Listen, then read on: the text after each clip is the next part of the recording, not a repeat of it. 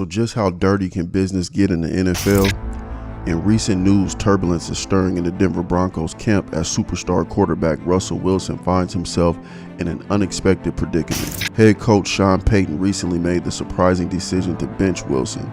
This move came on the heels of the Broncos' Week 8 clash against the Chiefs, where the Broncos approached Wilson to make changes to his contract's injury clause. This clause, as it stands, guarantees Wilson a hefty sum of $37 million if he were to be injured.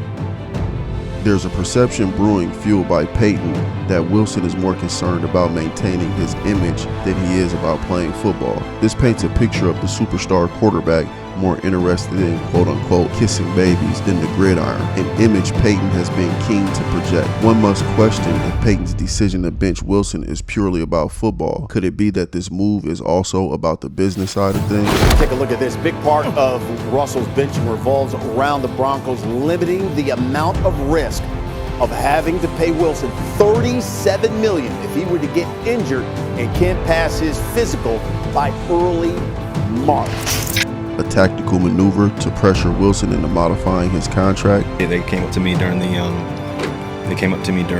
bye week, and beginning of the bye week on Monday or Tuesday, and they told me that if I didn't change the contract, my injury guaranteed, that I'd be I'd be benched for the rest of the year.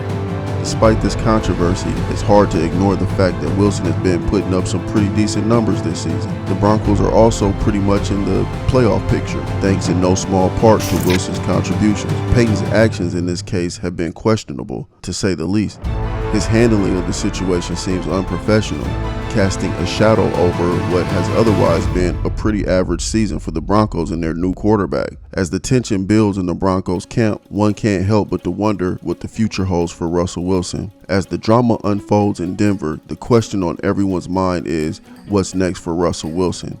There's no doubt that the current situation has sparked a flurry of speculation and intrigue. The potential outcomes for Wilson's future in football are a topic of hot debate. Could we see him in a different jersey next season? With the current circumstances, this is a possibility that cannot be dismissed outright. Wilson's professionalism remains commendable. It's clear that he's still a valuable player, and many teams would be lucky to have him as QB1. However, the question remains, will he be able to maintain this level of performance amid the ongoing controversy?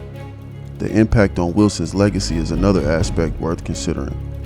His reputation as one of the best quarterbacks in the game is on the line. Will these events tarnish his image, or will they serve as a testament of his resilience?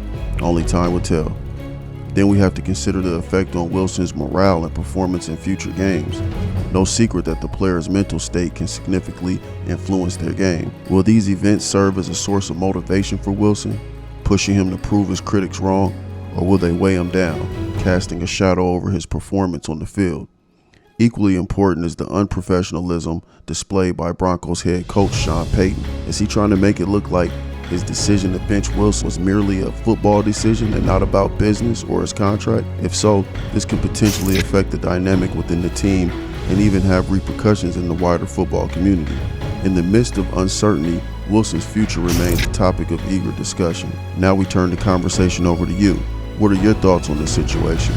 Share your opinion in the comment section below, and let's keep this discussion going.